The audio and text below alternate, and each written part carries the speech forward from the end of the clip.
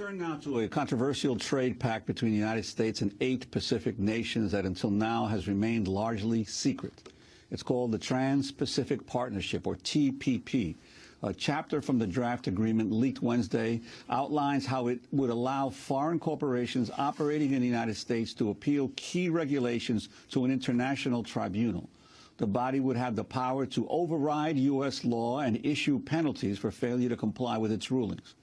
The agreement is being negotiated by the U.S. Trade Representative Ron Kirk, appointed by President Obama, but the newly revealed terms contradict promises Obama made while running for president in 2008. One campaign document read in part, quote, "We will not negotiate bilateral trade agreements that stop the government from protecting the environment, food, safety, or the health of its citizens, or give greater rights to foreign investors than to U.S. investors." Earlier leaks from the draft Trans-Pacific Partnership Agreement exposed how it included rules that could increase the cost of medication and make participating countries adopt restrictive copyright measures. No one from the U.S. Trade Representative's office was able to join us, but in a statement to Democracy Now!, they said, quote, "Nothing in our TPP investment proposal could impair our government's ability to pursue legitimate, non-discriminatory public interest regulation." For more, we're joined by Lori Wallach, director of the Fair Trade Group Public Citizens Global Trade Watch. The leaked documents were posted on her organization's website early Wednesday morning. Lori, welcome to Democracy Now! Explain what the documents show and what this agreement is about. Well, it's been branded as a trade agreement, but really it is enforceable corporate global governance. The agreement requires that every signatory country conform all of its laws, regulations, and administrative procedures to what are 26 chapters of very comprehensive rules, only 2 of which have anything to do with trade. The other 24 chapters set a whole array of corporate new privileges and rights and handcuff governments, limit regulation. So the chapter that leaked, and it's actually on the website of Citizens Trade Campaign, it's a national coalition for fair trade, that chapter is the chapter that sets up new rights and privileges for foreign investors, including their right to privately enforce this public treaty by suing our government, raiding our treasury, over costs of complying with the same policies that all U.S. companies have to comply with. It's really outrageous. Well, Lori, there's been quite a bit of complaint, even in Congress, about the secretive nature of these continuing negotiations. About 600 or so corporate advisors have access to information that even members of Congress don't. Could you talk about how that has come about? Well, this is how you get a text and in a potential agreement that is this outrageous. I mean, this isn't just a bad trade agreement. This is a 1%er power tool that could rip up our basic needs and rights. How that happens is the negotiations have been done in total secrecy. So for 2.5 years, until this leak emerged, people have suspected what's going on because, as you said, under U.S. law, there are 600 official advisors. They have security clearance to see the text. They advise the U.S. position. Meanwhile, the Senator, Ron Wyden, who is the chairman of the Trade Committee in the Senate, the committee with jurisdiction over the TPP, has been denied access to the text, as has his staff, who has security clearance, to a point where this man, who has supported agreements like this in the past, has filed legislation demanding he have the right to see the agreement that he's supposed to be having oversight with. He's on the Intelligence Committee, and he has security clearance, so he can see our nuclear secrets. He just can't see this corporate Bill of Rights that is trying to be slipped into effect in the name of being a trade agreement. It's a very elegant Trojan horse strategy. You brand it one thing, and then you put an agenda that could not survive sunshine into this agreement. We have been able also to get some of the texts on patents, expanding patents for big pharma, jacking up medicine prices, and we have analysis on our website, tradewatch.org, as well as information about how to get involved, because these agreements are a little bit like Dracula. You drag them in the sunshine and they do not fare well. but all of us, and also across all of the countries involved, there are citizen movements that are basically saying this is not in our name. We don't need global enforceable corporate rights. We need more democracy. We need more accountability. And this agreement's the antithesis. I want to read part of the comment we got from the U.S. Trade Representative's office when we invited them on today's show. They wrote, quote, "The Obama administration's infused unprecedented transparency into the TPP negotiations. We've worked with members of Congress and invited stakeholders to every round of negotiations where they've given presentations and met with individual negotiating teams. We're always looking for ways to enhance provisions on transparency and public participation." Lori Wallach, your comment. Well, to start with, the idea of transparency of the current negotiators is a one-way mirror. We can basically talk to them and do presentations.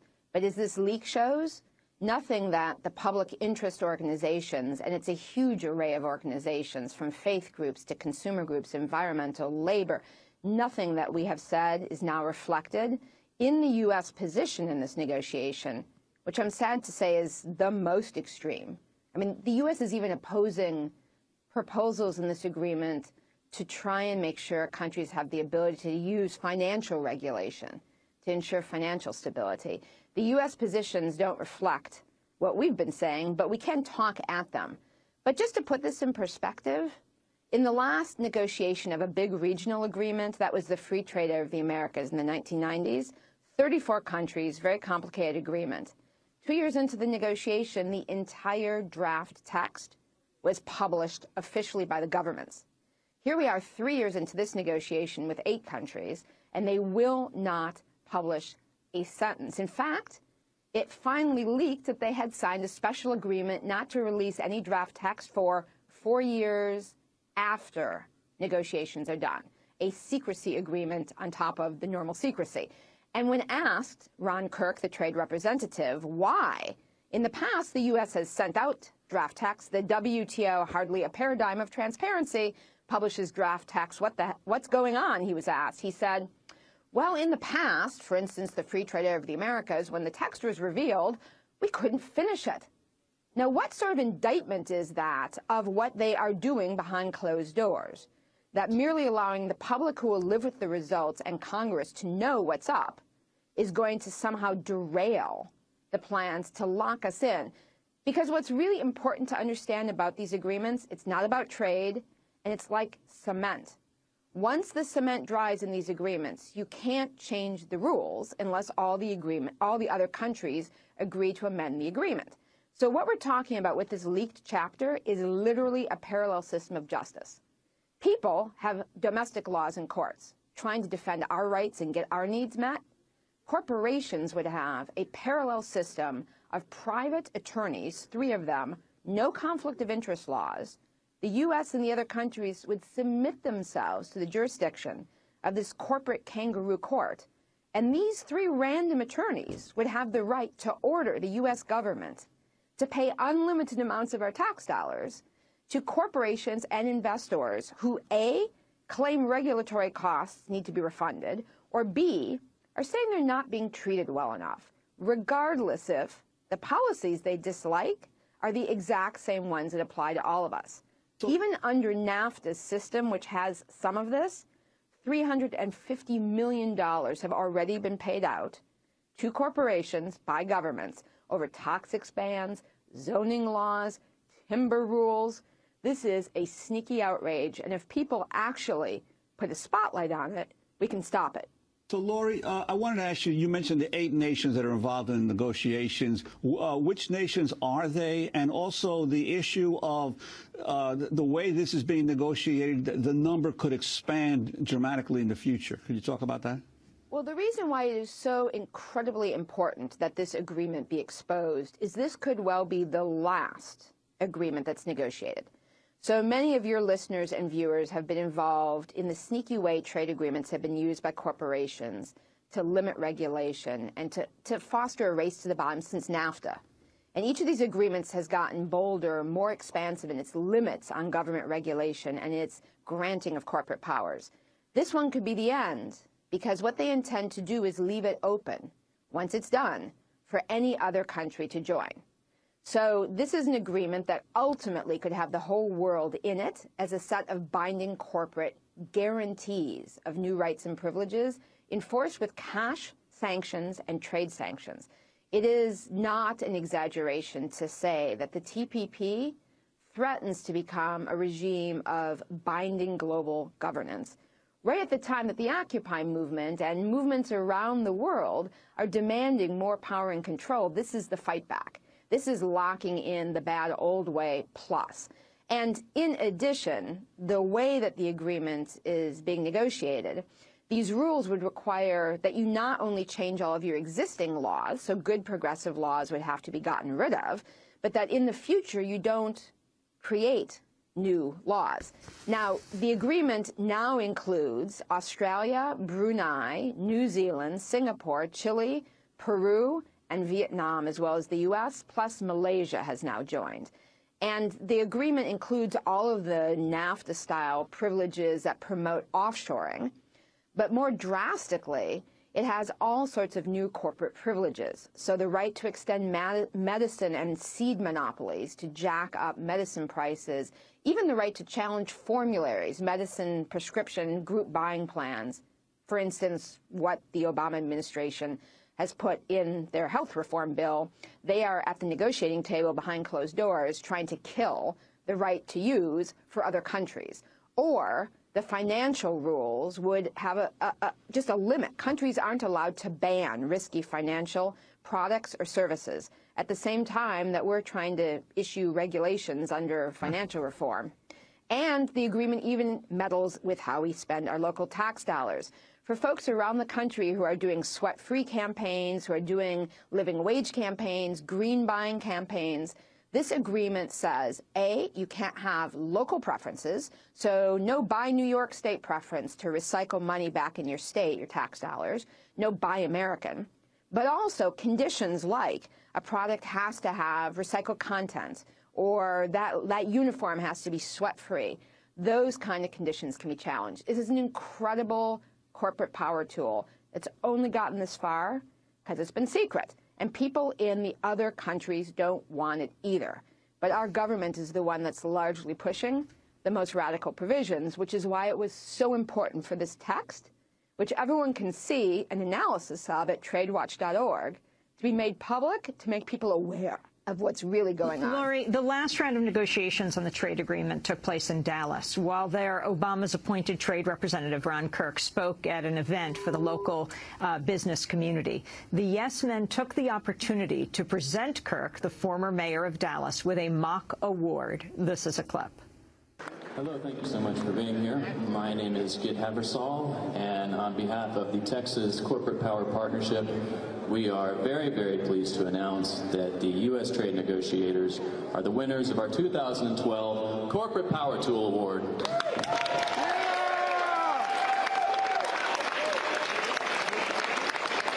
We would like to personally thank the negotiators for their relentless efforts.